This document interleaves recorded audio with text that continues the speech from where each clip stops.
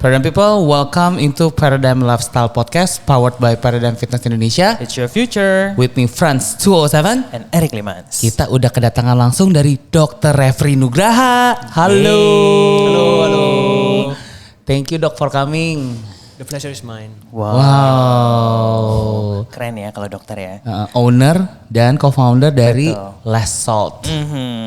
Jadi hari ini kita akan ngobrol-ngobrol nih ya tentang makan sehat, tentang diet ya. Karena ini ahlinya guys ya. Jadi ini semua untuk teman-teman Paradigm People yang ngedengerin podcast ini. Semoga bermanfaat untuk diet kalian ya. Sudah siap? Siap. Frans sudah diet? Butuh diet sih, butuh diet ya. Jangan gitu dong, ya kan. Ownernya langsung loh ini. Diet. Ownernya langsung. Kan kita setiap hari makan. Iya benar. Makan sehat. Benar. Sampai udah hijau-hijau begini loh ketemu ownernya langsung ya kan. Khusus bajunya. Khusus. Baik. Dok, kita mau ngobrol nih ya tentang diet ya kan. Sebenarnya kapan sih orang-orang itu butuh untuk diet? Diet itu tuh tanpa disadarin ya. Sebenarnya semua orang itu udah diet sebenarnya. Kenapa? Oke. Karena diet itu tuh asalnya katanya tuh bukan untuk mengurusin badan aja. Tapi diet itu kan sebenarnya adalah pola makan. Jadi setiap orang pasti punya pola makan sendiri-sendiri yang cocok sama tubuh dia. Oke. Kapan orang butuh diet? Sebenarnya karena semua orang udah di diet, apakah diet ini tuh tepat buat dia atau enggak? Itu yang perlu dieksplor. Jadi apa tujuan diet dan pola makan itu kan pasti untuk optimize our health. Yeah. To live life to the fullest. Jadi apakah orang itu udah ngerasa dia di kondisi optimal? Kalau misalnya dia ngerasa belum, ya we think dietnya bisa di switch supaya bisa mendukung hal itu. Jadi kapan atau tidaknya itu lebih ke individu masing-masing ya, susah di ngomongin. Cuman I think everybody needs a proper diet. Oh, oke. Nah, ngomongin tentang proper diet ya kan. Diet itu kan sekarang kan kayak berevolusi ya gitu, kayak time to time gitu. Diet aku mau kurangin yang ini gitu kan, atau enggak diet ini aja gitu. Tapi sekarang tuh kayak ada diet apa mayo, terus diet buffet, diet gak makan, diet garam dan diet lainnya gitu. Nah, sebenarnya yang proper diet itu yang kayak gimana sih, Dok? Dari dulu sendiri tuh udah ngerasain banyak tren itu kan pasti kan kita kan. Dulu tuh aku ingat banget tuh waktu masih kecil orang tuh takut lemak. Setiap makan misalnya makan ayam itu kulitnya lemaknya dibuang. Terus misalnya makan beef lemaknya dibuang. Sekarang tuh orang malah glorify lemak. Keto kan. Jadi lemak dibanyakin gitu. Pernah juga orang takut karbo. Ingat ya. Takut karbo. Jadi setiap makan nasi atau makan mie atau makan tepung tuh dihindarin gitu. Ada masa orang takut garam. Iya. Jadi ngerasa garam itu salah satu penyebab paling tinggi untuk overweight ya. Sekarang itu orang takut kalori. Di mana-mana maunya makan kalori sedikit mungkin, sesedikit mungkin gitu. Yeah. Kalau udah di atas 500 kalori, aduh udah banyak gitu. Cuman sebenarnya itu semua bakal tren aja. Kedepan kita nggak tahu tuh orang takut apa.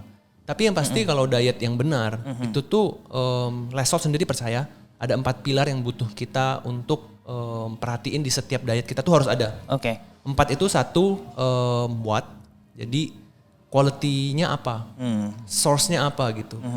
Yang kedua itu how much, itu penting. Tapi how much ini tuh bukan untuk makan nggak kebanyakan, tapi nggak kekurangan juga.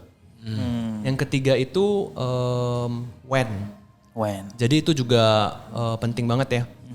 Kapan kita makan, terus sekarang juga kita tahu intermittent fasting, itu kan juga termasuk when-nya itu sendiri gitu. Keempat baru how. Gimana cara kita makannya. Itu 4 pilar yang kita jaga banget sih. Oke. Tadi ya pilar itu justru yang perlu diperhatiin juga ya.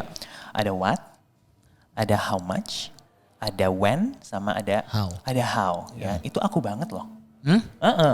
Ya kan, makan apa itu pasti aku tahu makan apa ya kan setiap harinya. Terus apa tadi ada How much? How much ya kan setiap hari. How much mas? Harganya ini berapa mas? Harganya berapa? Bukan berapa banyak ya. How much? My billing pada saat makan. Ya. When tuh ya kadang tuh suka makan nggak beraturan, ya kan? Suka ya udah suka gue aja. Justru itu kayak juga mempengaruhi ya. Ya. Kita lihat sekarang tren yang paling banyak customer kita lah ya. Yang kita lihat ada masalah itu tuh di kalori defisit ini sendiri. Itu esensial buat misalnya kalau misalnya di Paradigm People gitu kan pasti juga perhatiin ya kalori dia makan berapa. Tapi sekarang kan ada tren orang makan di bawah 1000 kalori. Bahkan di bawah 800 kalori. Itu tuh beberapa orang kita lihat bukan hanya pengaruhi ke kesehatan mereka tapi mental mereka juga. Jadi tuh ada satu customer kita itu ada chat saya pribadi. Terus dia ngomong begini, dokter boleh nggak yang saya makan hari ini tuh saya muntahin katanya gitu. Oh wow. Saya korek rongga mulutnya gitu. Terus di sana aku pribadi asumsi kalau dia makan sesuatu yang mungkin racun lah ya atau yang benar-benar jahat gitu. Terus aku bilang ya sekali-sekali boleh gitu. Kalau misalnya makan hal-hal yang begini. Terus katanya oh enggak, rupanya dia udah sering. Jadi tiap dia makan agak banyak sedikit dia rasa bersalah dia korekin langsung. Oh wow. Itu makan apa pemilu dicolok terus? Tapi itu banyak loh terjadi di sekitar kita sebenarnya. Banyak yang nggak ngomong aja. Oh gitu. Itu lebih ke anoreksia kalau pernah dengar, bulimia. Jadi udah ngalami gejala itu. Tapi bukan mental aja, tapi kesehatan juga. Misalnya kalau diet tidur terganggu, misalnya ya, atau misalnya rambut rontok, terus misalnya kulit jadi nggak cerah. Ini Frans sama Erik kan cerah ya, kelihatan dijaga. Coba yang bagian itu di zoom. Terus kuku juga nggak apa. Itu semua ya tanda-tanda bahwa tadi proper diet itu ya semua orang butuh untuk mendukung hal-hal ini. Menarik ya. Nah jadi gimana caranya orang ini tahu kalau misalkan diet yang dia pakai itu tuh benar ini kayak cocok deh gitu. Karena kan dari berbagai macam diet itu kan banyak. Gimana caranya kita tahu untuk diet-diet ini yang cocok buat kita? Benar. Benar. Gimana cara taunya itu harus ada namanya trial and error ya pasti ya. Tapi bakal dibantu banget di medical, ada bantuan medisnya. Jadi misalnya bisa cek darah, cek alergi. Betul. Atau sekarang ada lagi tren cek gen kita, gennya kita. Iya benar-benar. Makan ikuti gen kita. Itu yang cocok untuk masing-masing individu kalau misalnya udah tes itu semua, kan udah tahu tuh alerginya apa. Terus misalnya kondisi darahnya gimana, jadi bisa sesuai diet. Dan Lesot itu juga sadar akan hal ini, makanya kita ada satu program tuh personalized package. Betul. Jadi misalnya dia ada kondisi begini, kita bakal sesuaiin makanannya ke dia gitu. Tapi memang kondisi apapun tetap harus kembali ke 4 pilar yang tadi. Jadi contoh misalnya kita ngomong orang mau kolesterolnya tinggi misalnya. Oke, kolesterol tinggi dia hindari gorengan, hindari daging merah segala macam ini. Cuman kalau misalnya dia substitusi ingredientsnya dengan yang mungkin masih misalnya bumbu-bumbu jadi yang masih ada hidden MSG-nya. MSG oke anyway ya, tapi jangan makan terlalu banyak. Tapi sayangnya orang yang pakai tuh biasanya banyak gitu. Terus misalnya masih pakai bahan-bahan yang berpengawet, begitu-begitu itu tuh quote and quote sama aja. Kalau kita selalu ngomongnya yang penting kalau misalnya mau lebih simpel lagi ya. Yang satu eat as natural as possible. Less process. Jadi kalau misalnya ke supermarket pilih bahan-bahan yang kalau bisa nggak ada labelnya. Jadi sayur, buah tuh kan gak ada labelnya gitu. Kalau yang label lain orang mungkin, aduh gimana nih cara baca labelnya, itu bagus banget ya. Tapi bakal lebih bagus lagi kalau dia pilih bahan-bahan yang natural. Sama kedua, eat everything in moderation. Segala sesuatu yang berlebihan gak baik. Itu kalau misalnya udah diadopsi ke orang, prinsip-prinsip ini udah ada. Terus dia juga ada medical check up, terus juga dia sehari-hari self aware ya, misalnya di workout juga tidurnya gimana yang work buat dia, pelan-pelan dia pelajari diri dia. Nah itu yang kita rasa bakal sangat bagus untuk long term setiap orang ya. Nice, berarti itu eat naturally ya. Yang kayak tadi yang non processing food itu ya, itu penting ya ternyata ya. Penting banget. Sama gak kelebihan.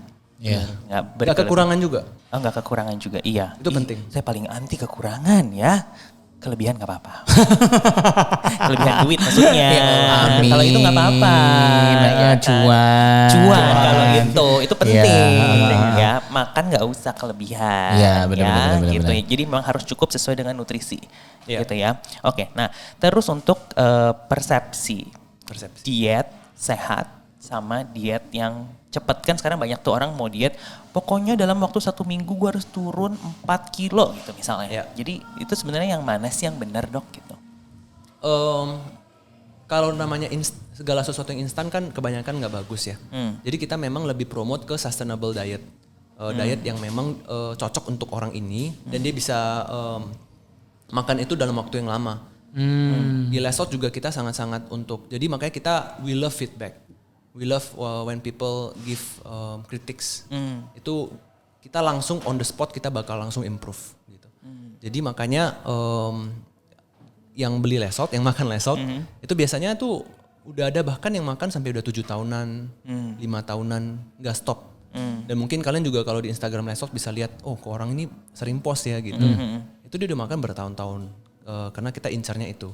Tapi memang in certain event, misalnya kayak Eric dan Franz misalnya ada acara penting banget gitu, butuh as fit as possible. Nah itu tuh mungkin kalau mau instan sekali-sekali nggak apa-apa ya.